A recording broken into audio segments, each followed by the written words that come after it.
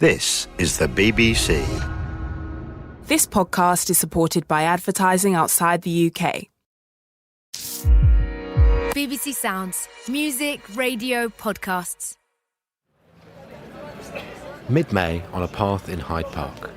I'm with a group of people and we're on our way to a protest. The problem is, we don't really know where we're going. Oh, are you here for the march? Yeah. Good, right, we'll follow you. Well, I know about as much as you do, but I spoke to some guys a moment ago who told me that it was going to be down that way. Down that way, okay, fantastic. They're here for a lot of reasons, but the first one they give me is 5G. They're worried it might be dangerous. We're walking at a healthy distance from each other, and I'm pushing my bike. So can you tell me a bit about what it is about 5G that you're concerned about? Well, it's actually very dangerous for our brains and causes cancer. Surveillance state where it sucks out oxygen from the atmosphere and it causes lots of health problems on a cellular level. Also the radiation and all kinds of things. It's not really about this COVID. That's a total construct that's fake. And the 5G, there are no tests that prove that it's safe. Over 250 scientists worldwide are really worried. I'm here to talk to them because something very strange has been happening. In the last few months, people have started burning down what they believe are 5G masts. People didn't really believe me. It's a 5G mast when I drive past and that. It's f***ing going tonight. Fucking mark my words, mate. There's been some 30 acts of vandalism and arson around the UK, damaging essential telephone equipment because of some rumour that is circulating. It's not true, and it's incredibly stupid to be... The only thing I totally agree with everything you're saying, but what I don't accept is mainstream media immediately slapping that down as not true when they don't know it's not true. Even the TV presenter, Eamon Holmes, seems convinced. On the streets, telecoms workers have been facing physical and verbal attacks. Online videos have surfaced of 5G conspiracy theorists accusing contractors of murder. You've just admitted that you're laying 5G. Yeah. You know when they turn this on, it's going to kill everyone, and that's why they're building the hospitals? Everybody's on 5G. Well, everyone will be dead. So who's going to be playing on the internet? And who's going to be on their PlayStations? And on Facebook, people have been cheering the attacks on. I wanted to find out why. In trying to answer that question, I uncovered a story far stranger than I ever could have imagined. Tonight on File on 4, we're going to be looking at good science, bad science, mad science, and the people profiting from disinformation. Let's go back to 16 years ago, when Wi-Fi was still new technology. I was from a telecoms background. I'd actually been overseeing the build of what we'd now call small area wireless networks. But I was completely unaware of the health effects. That's Glyn Hughes. In 2004, his 11-year-old daughter started to get sick at around the same time that she started at a new school. Glyn put two and two together. She would get sick on Wednesdays. So she'd come home from school and she would vomit and she'd have headaches and she'd go to bed. By Thursday lunchtime, she was fine. Glyn tried to work out what was wrong. The only connection he could make was that his daughter was sitting in a particular building at school. We discovered that actually on the Wednesday she had a free period and double maths, which meant she spent a large proportion of her day on the top of the school. And on top of that building, I think there was about 8 phone masts or antenna. I got a little bit perturbed about it. Did you take her to see a doctor? No, I didn't take her to the doctors. I moved to school and she was well. So she was in the school with the phone mast on the roof. She wasn't well. I moved her to a school with no phone mast and she was well. After Glyn's story made the local news, he started to get inquiries from other people concerned about wireless technology. So he set up a business doing paid consultations and selling products on his website that he says protect from harmful Wi-Fi radiation.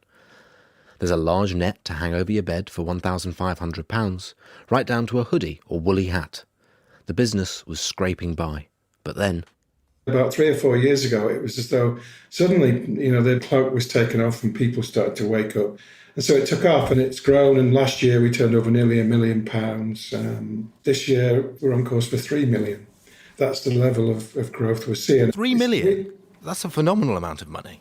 Yeah. So why do you think it's trebled in 1 year?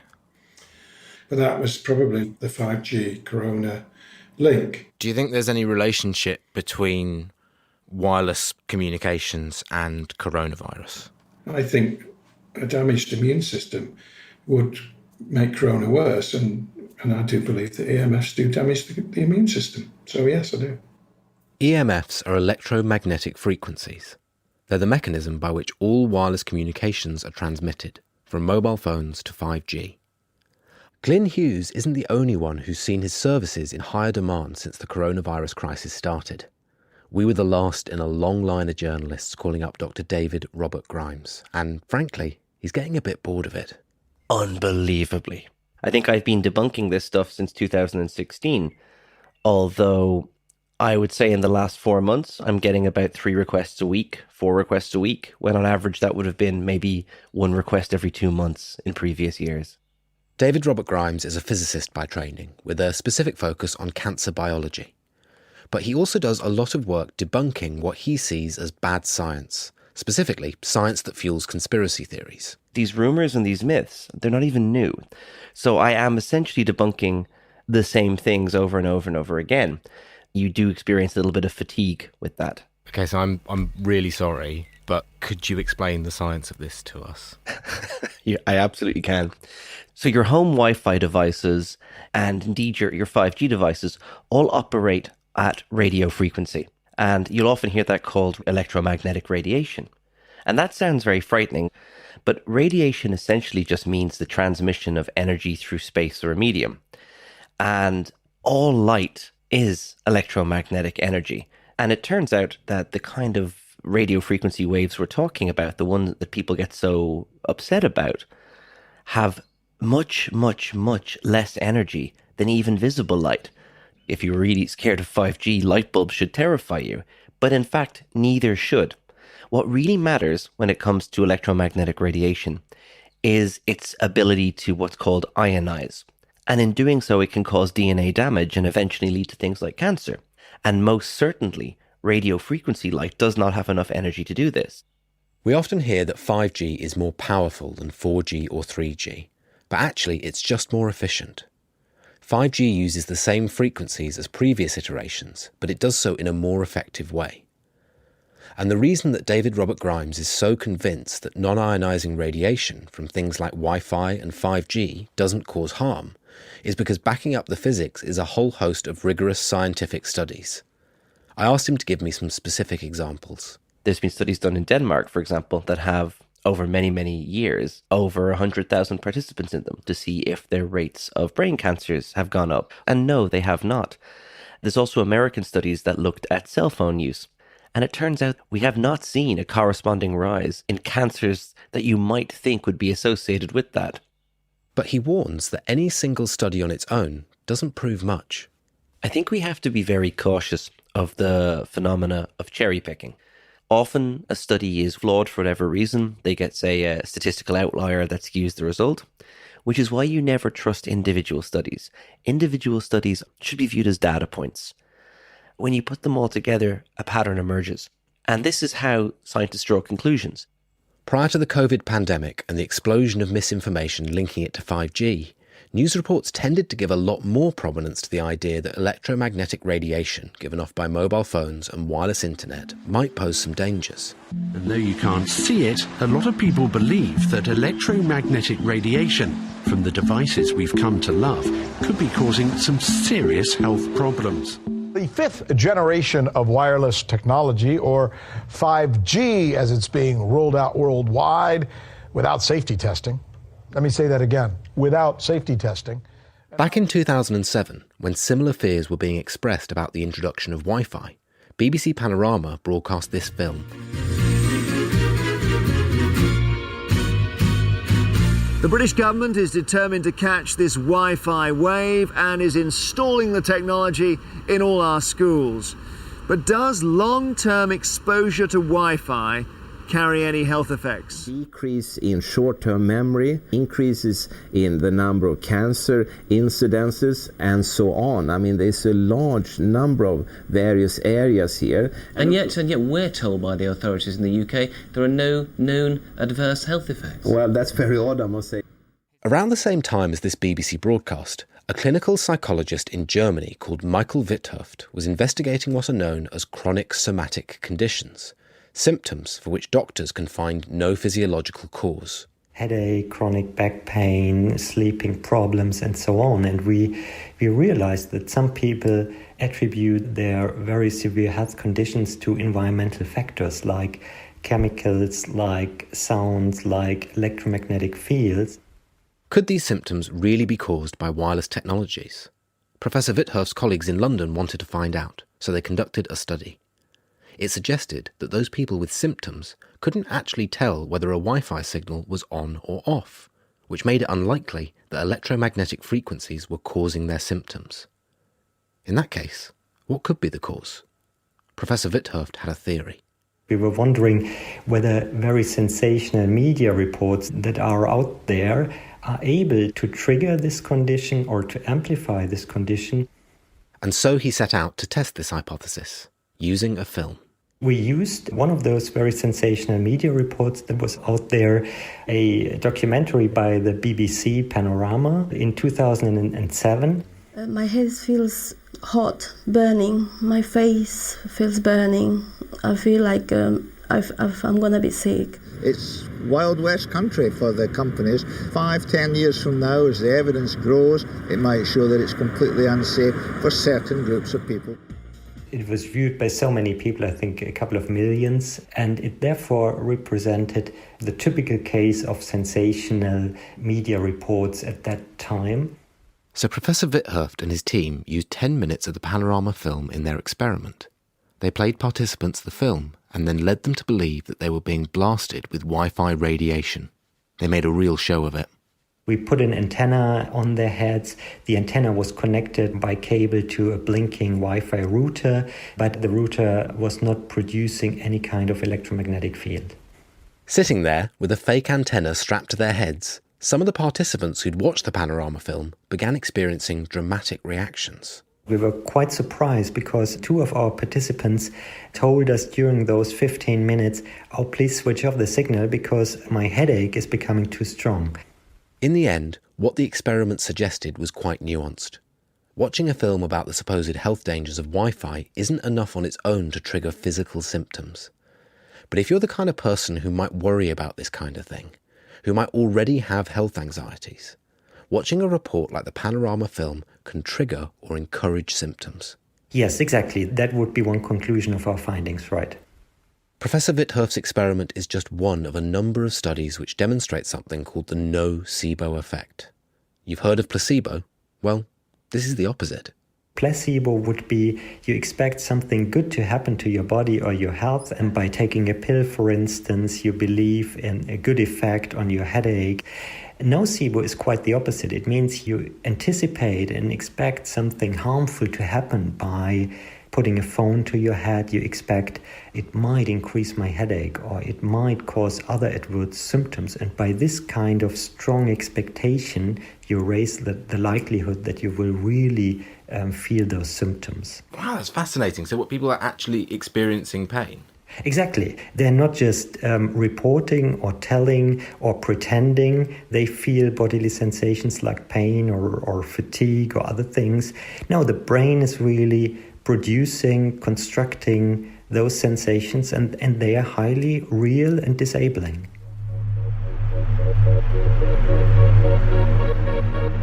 The fact that people are actually experiencing symptoms is why several countries, including Sweden, list electromagnetic hypersensitivity as a condition.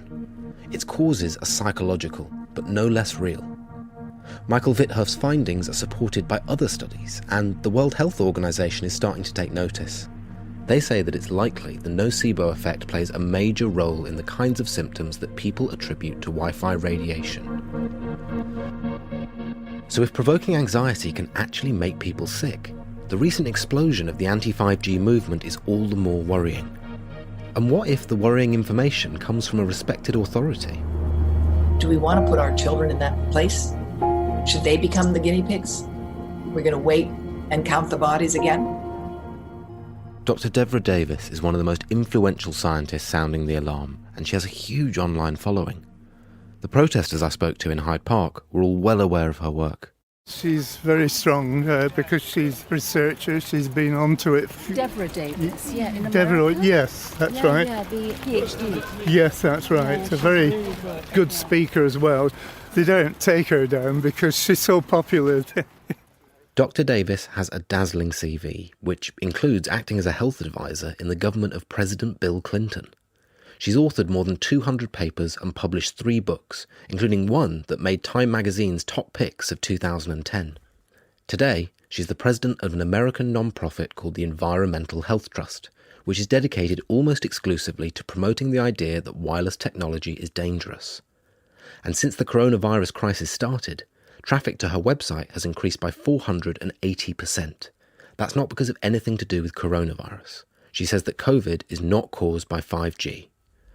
But she passionately believes that wireless radiation is bad for us.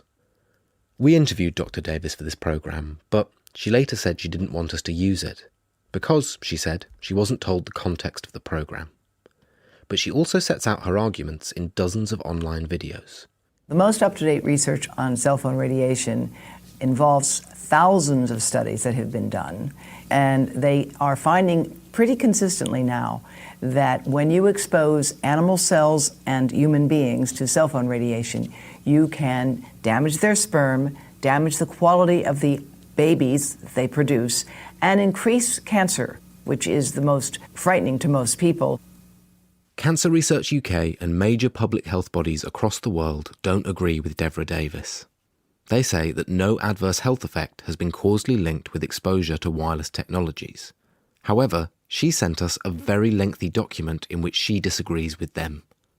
One of the most compelling reasons Dr. Davis gives for thinking that there's good evidence to believe that Wi-Fi radiation causes cancer comes from the World Health Organization. Now, how many of you had heard that in 2011, the World Health Organization had reviewed all of the evidence and decided that mobile phone radiation was a possible human carcinogen? It's interesting that that information isn't more widely known. I looked into this claim that Wi-Fi radiation is included on a World Health Organization list of possible human carcinogens. It is. But so are many things like bracken and aloe vera. And that's because there is no reliable evidence to prove that any of these things can cause cancer in humans. If there's good evidence for a substance causing cancer in humans, it gets listed as a probable or definite carcinogen. The WHO agency which compiles this list is the International Agency for Research on Cancer. I contacted them to ask if there was good evidence for the claim that 5G can cause cancer. They very firmly directed me to the WHO website, where it says that no adverse health effect has been causally linked with exposure to wireless technologies. But that's not how Dr. Davis sees it. She often quotes a study conducted by the National Toxicology Program in the USA, in which rats were exposed to very high levels of Wi-Fi signals, many times higher than those permitted for humans. In this study, these animals developed rare and highly malignant tumors of the brain, of the heart, of the medulla oblongata. In addition, in multiple parts of the animal, we were able to look at the DNA and see that there was DNA damage. So there were statistically significant increases in multiple tumors in this huge study done by the US government. But this study has been widely critiqued because there were significant methodological limitations, in part because the exposed rats actually lived longer than the rats in the control group, which might be one possible reason for why they got more cancers. In response to our points, Dr. Davis told us that she believes that criticism of the studies like the National Toxicology Program has been influenced by the telecommunications industry. There were more issues with Dr. Davis's arguments about the harms of Wi-Fi radiation, too many and too detailed for us to go into in this documentary. But her view that Wi-Fi could play a role in development disorders in children deserves closer scrutiny. The most important may be the effects on the brain, on memory, on sleep, on recall, on behavior, on attention deficit disorder, and other things that we're starting to understand better. But I would say that at this point there's a fairly compelling body of research that shows harm from cell phone radiation. She also thinks that Wi-Fi radiation may be one of the causes of autism. There's a whole section about it on her website, as well as advice for paediatricians. We looked into the experts she recommends on the links between EMFs and autism. One is a paediatric neurologist called Martha Herbert. Her publications into a potential link between Wi-Fi and autism don't provide any concrete evidence. Hers is at best a speculative theory, not backed up by serious science. And Dr. Davis also promotes the work of Dr. Dietrich Klinghardt, an alternative health practitioner who believes, amongst other things, that there was no autism in Nigeria until Bill Gates introduced vaccinations there. Deborah Davis is adamant that she neither believes in nor condones conspiracy theories. But that doesn't stop people with some very strange ideas using her words to spread fear. And they've found that fear is a great way to make money.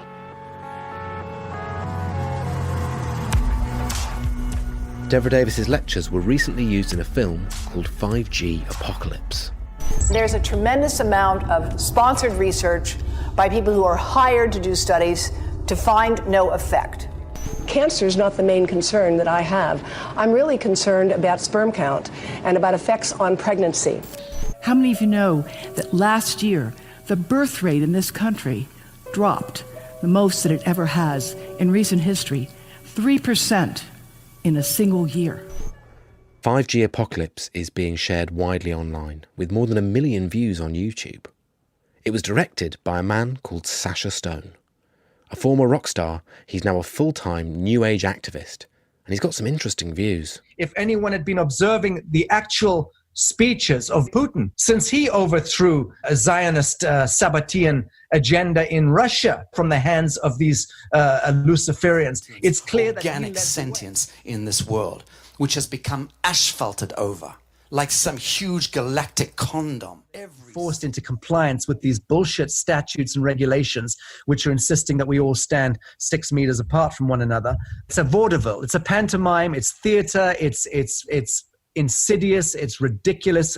I know the truth of COVID-19. I know the truth of Corona. In September of last year, Sasha Stone organised an event at Chelsea Town Hall here in London to promote the idea that 5G could represent a threat. This is an existential crisis. This is not a conspiracy theory. This is not within the realm of theoretics. This is factuality. It is stark, it is technicolored, and frankly, it is terrifying. In the huge hall, he called up a special guest. Thank you. Nick, are we good to call the police commissioner in on the telephone? Hello? Commissioner Stansfield, this is Sasha at the old Chelsea Town Hall. Welcome. Good evening to you. In case you missed that, the headline speaker at the 5G Apocalypse event, contributing over the phone, was none other than Anthony Stansfield, the police crime commissioner for Thames Valley.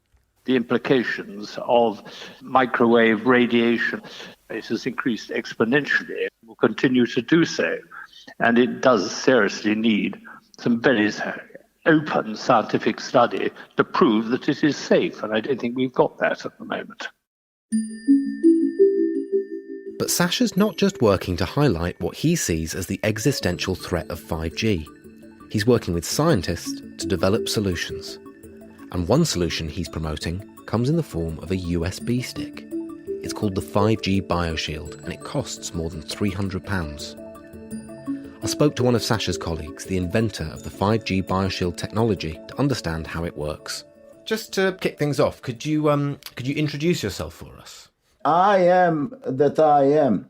Lucky of free and sovereign domain. That is how I introduce myself always, because I know who I am, I know who I'm not, and that gives me freedom and sovereignty. We human beings, we are all spiritual beings who are... Okay, so it might be easier if I do the introductions.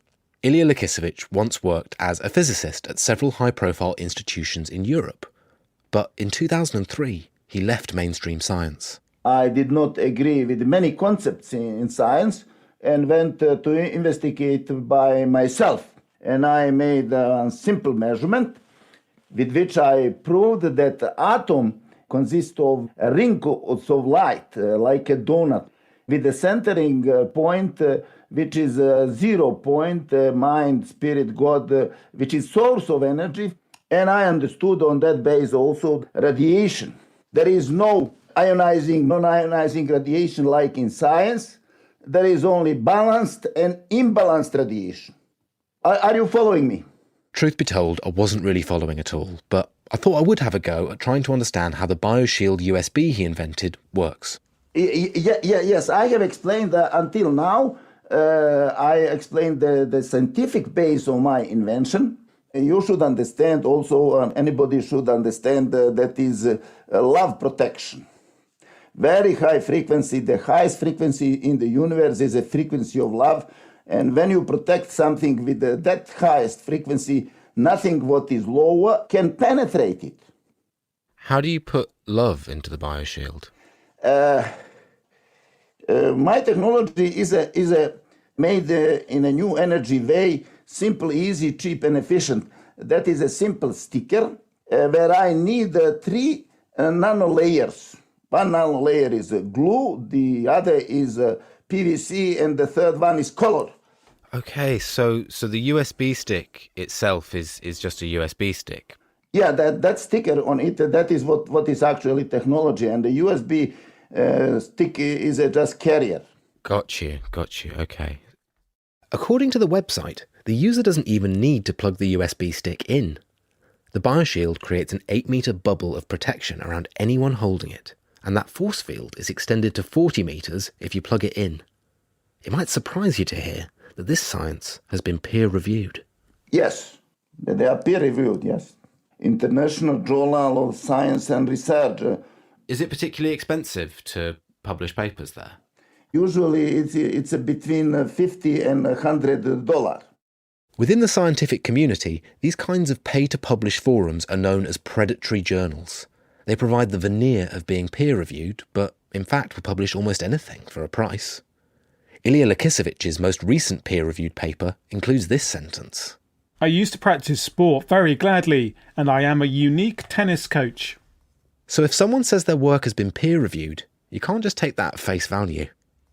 Even according to its inventor, the £300 BioShield is in fact just a normal USB with cheap stickers on it. And that might go some way to explaining why, since recording these interviews, trading standards have announced that they consider it to be a scam. They're working with the police to get a court order to take down the website. Thames Valley Police Crime Commissioner Anthony Stansfeld, who spoke at Sacha Stone's Chelsea Town Hall event where the USB stick was promoted, says that he welcomes this news and that he in no way endorses the product. Sacha Stone told me that the alternative science he promotes is under constant attack. They need to move beyond the conformities, beyond the norms, and that becomes very, very difficult for these scientists and inventors, because it becomes not just difficult, but impossible to patent and register things because they don't conform to the physics of the day. He says the USB stick has many happy customers. We've been oversighting the testimonials, oversighting the feedback from thousands of people, I think in excess of 6,000 in the last few weeks. Sacha confirmed to me that the sticks are sold through affiliates who get a commission on each one they sell. In the UK, one of the most high-profile sellers is a man called Simon Parkes. He used to be a Labour councillor in Whitby. But that all changed after he gave an interview on ITV's This Morning where he claimed to have sex with aliens. This is holographic, so I wouldn't have actually lost my virginity.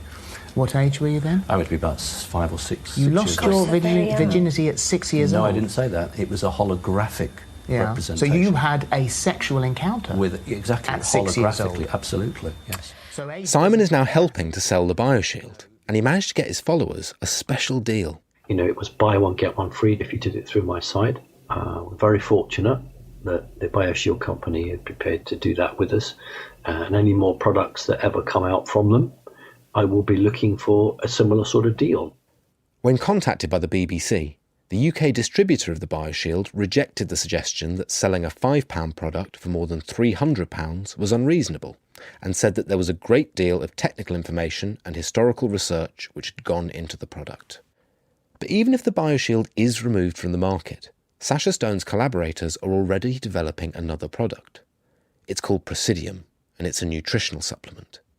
They announced it at the Chelsea Town Hall event last year. There are two avenues that I wanted to explore with you. The 5G BioShield Key was one of them, and there is a second one, which is called Presidium, which has been developed by an incredible doctor called Marco Ruggiero, which is still not available, but Sacha will tell us exactly when. The product predominant application are to shield and to protect the human body from the negative effects of both ionizing and non-ionizing electromagnetic radiation. Just to be clear, they're claiming that this nutritional supplement has the power not just to protect you from 5G, but also from ionizing radiation.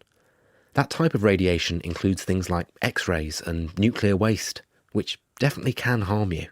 The Presidium is not something which is on the market, it's something which is in the pipeline, and that is an innovation by a very brilliant microbial scientist. I won't name him here.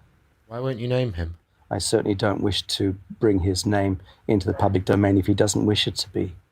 The scientist Sacha doesn't want to name is already in the public domain. You heard Sacha's colleague mention him earlier. He's called Marco Ruggiero, and he used to be a professor at the University of Florence. And although Presidium isn't yet on the market, Dr. Ruggiero and Sacha Stone do have another nutritional supplement that they are selling. It's called Immortalis, and like Presidium, it's a nutritional supplement which is said to be essential for people suffering from electromagnetic frequencies. Another benefit is that it grants you immortality. It costs more than £8,000 for a year's supply, and it was until very recently on sale in Harrods. They decided to remove it from their shelves after we brought the product's history to their attention. It turns out that Immortalis is just the latest in a long line of very similar products which Marco Ruggiero claims can do incredible things. Back in 2014, Marco Ruggiero was the director of science at a company called Immunobiotech Limited. The company offered miracle cancer cures. Court documents estimate that the company made up to £9 million selling these products to desperate people. And for a price, you could get the treatments administered by Dr. Ruggiero himself at an unlicensed cancer clinic in Switzerland. Rona Magne was one of his patients. Rona loved to play piano. That's her playing, and her cat is singing along.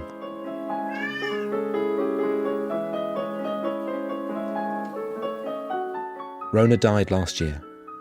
Before she died, she wrote a blog about her experience at Dr. Ruggiero's clinic.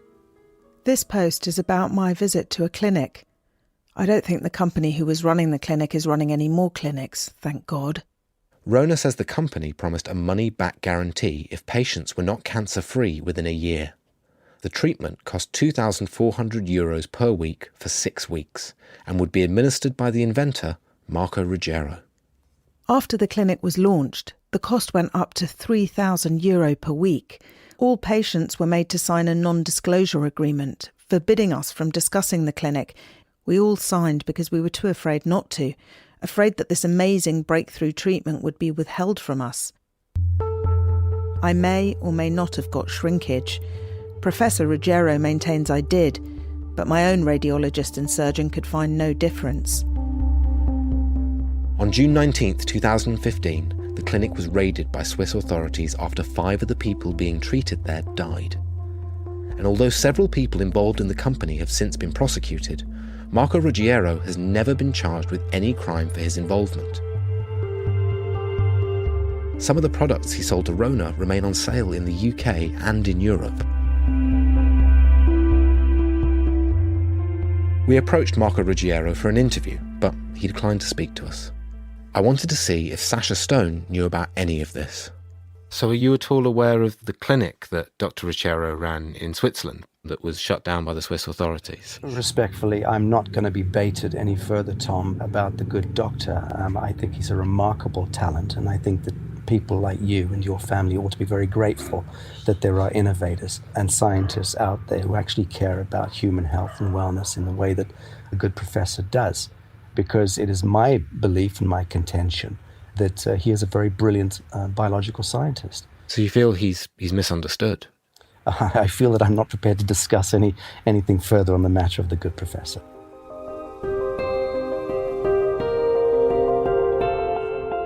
All this merchandise, the nutritional supplement, the USB stick, and the products that Glyn Hughes is selling are offering to protect you from something that the scientific consensus would say is not harmful.